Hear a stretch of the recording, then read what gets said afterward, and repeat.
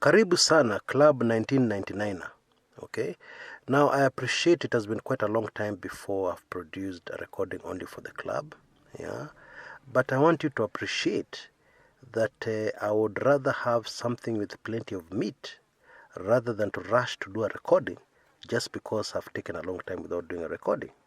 Some decades ago, there was this very popular and effective advertisement in the US media, yeah, and I think it was for King's Burger, yeah.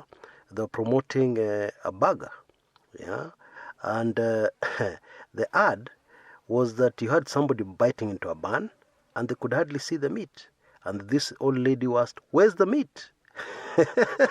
Yeah, and then of course you'd have this other correct burger with plenty of meat, and people would be biting into it, and it was very effective. Yeah, so I don't want to produce something where you will, after listening to the recording, you'll ask, "Where's the meat?" Yeah, I'm very committed to giving you substance. I'm very committed to giving you very valuable content. And I urge you to be a bit patient if it takes me a bit longer to do that than is expected. You will appreciate the fact that gathering information in Kenya is not very easy, yeah, especially sensitive information. Now let's get to the meat straight away. Now, one of the things that people admire most about Raila Odinga is that he's a very courageous politician, apart from being also a very courageous man, yeah. This has been emphasized yet again recently when he bulked to the pressure of the people and accepted to be sworn in as the people's president at Uhuru Park.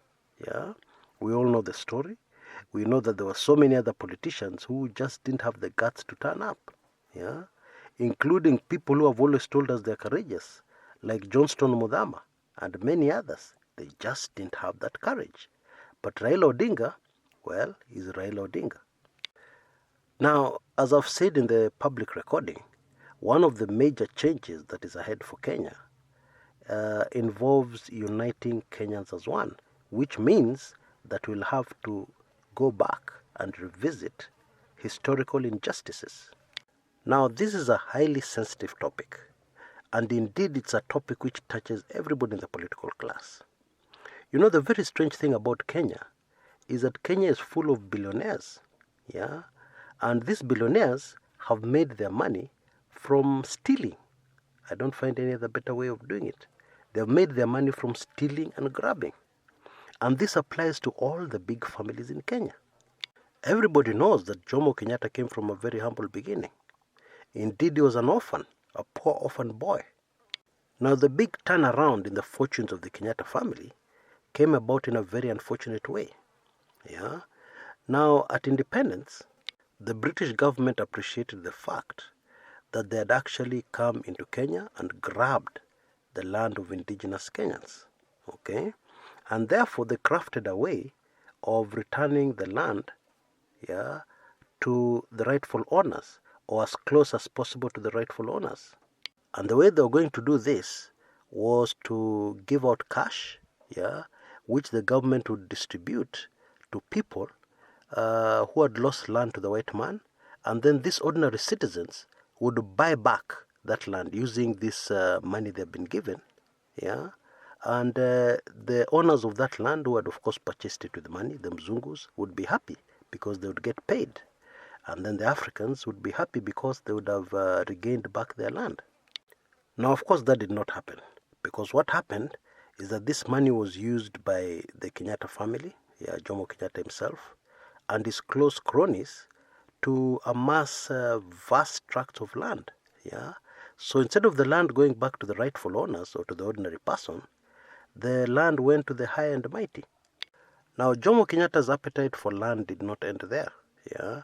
And that is why today we are told that the land which that family owns, yes, is equivalent to a whole province, Nyanza province in Kenya. The other way the Kenyatta fortune was made was at the coast.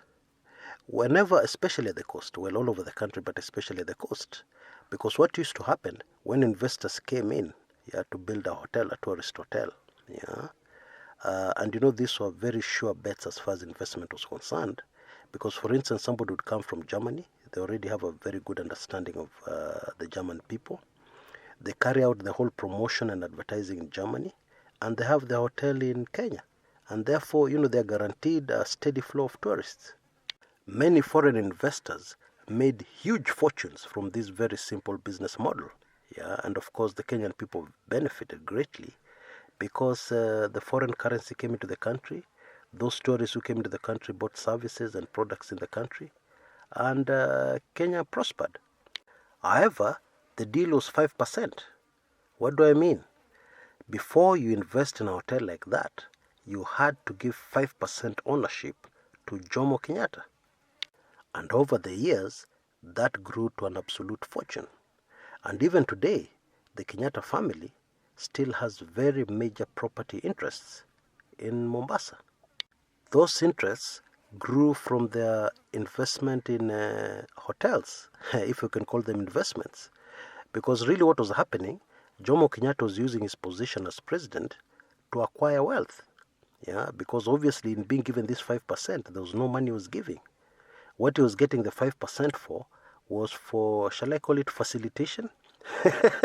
Yeah, because he was the government. Yeah, in order to ease the way, make it easy for that investment to go forward.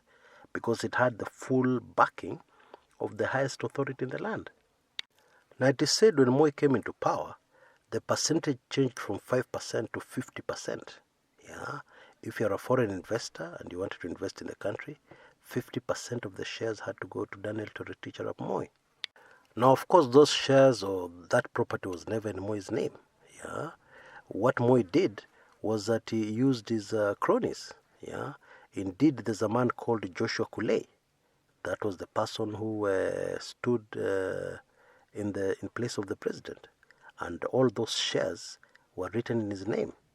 It is very fascinating that after Moi left power, there was a very big dispute between Joshua Kulei and the children of Daniel arap Moi, Kina Gideon, okay? Because when they sat down, they told them, okay, now the president has left power, you need to hand over what you are holding on his behalf. What Kulei handed over was a very tiny fraction of what Gideon and company expected. It was a very serious issue. I mean, even death threats were issued, and it was quite serious. But finally, they seem to have settled it. Okay. Now, while Jomo Kenyatta was very careful to stay out of very visible commercial interests, Moi went beyond that. He didn't care. Yeah. And there were companies which were established, which actually were owned by Moi, of course, through his proxies. Now, on your screens right now, you should see a list of companies owned by Daniel Toroitich arap Moi. Yeah. Either wholly owned or where he had substantial interests. Now, all this is stinking corruption at the highest level. Yeah, because what you're doing here is you're using office to amass wealth. Yeah, wealth which belongs to the people of Kenya. Now, when Kibaki came into power, his handlers told him very categorically that there's no way you're going to survive as president of the Republic of Kenya as a poor president. All your predecessors have been stinking rich. Yeah, all your predecessors have become rich in order to stay in office. And that is how the Anglo-leasing scam came into being, where the public lost billions, unimaginable billions, to Kibaki and his close cronies. Now, what most Kenyans don't know is that the Odinga family is not clean. What Jaramogi did is that he established a company which was supposed to be for the welfare of the Luo community. And people made contributions, massive contributions, which were invested, which built up investments, which were never given as dividends to the people. They remained the property of the Odinga family. Now, this is the huge challenge that Raila Odinga has going forward. Because how do you address these historical injustices? How do you address these billions of shillings stolen from the coffers of Kenyans? Yeah? How do you bring reconciliation? How do you bring truth and reconciliation? How do you organize partial restoration of what was taken from Kenyans? Of course, the big challenge here is what will Kenyans accept? Okay, What are Kenyans willing to accept? And that is a huge challenge which Raila Odinga is going to face going forward. However, he has one thing going for him. By introducing the subject, rather than waiting for the people to introduce the subject, he has preempted the whole thing. And by preempting, there's a huge advantage. When you preempt something, you're in control. Yeah, you have an edge. Yeah, you can say, yes, it's me who started this topic in the first place, and this is what we are prepared to do. Yeah, and the people in most cases will have to accept. However, that remains to be seen.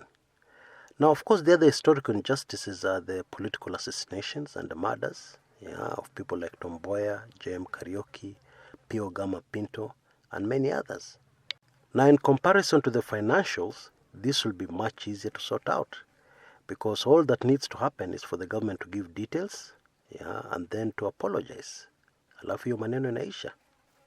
Now, obviously, there's going to be a lot of shocking information that should come out, which Kenyans don't expect. If I can just give you an example, when Kibaki took over power, he decided to make public what happened to Agwings Kodek, the very first black African Kenyan lawyer to qualify. Now, it had always been believed that the so-called accident that he had been involved in actually happened, and then he was carried away from the scene and then injected with something in hospital to kill him. Okay? So it was a big shock when the government revealed that actually what had happened is that Agwings Kodek was shot. On the scene of the so-called accident, the guy was just shot. That's the kind of information I'm talking about that can usually turn out to be very unexpected and very shocking. And so, this whole saga of healing the nation and bringing Kenyans together should turn out to be very interesting, especially if it's genuine and it's not just a pretense at national healing. Okay? Until next time, this is Chris Kumekucha. Kenya inchi yangu, Kenya inchi yangu iliyo uhuru. Inchi iliyo uhuru, toka sasa mpaka milele. Kenya inchi yangu, Kenya inchi yangu naishelea. Katika maisha na nguvu zangu zote, Kenya inchi yetu ya kibinadamu.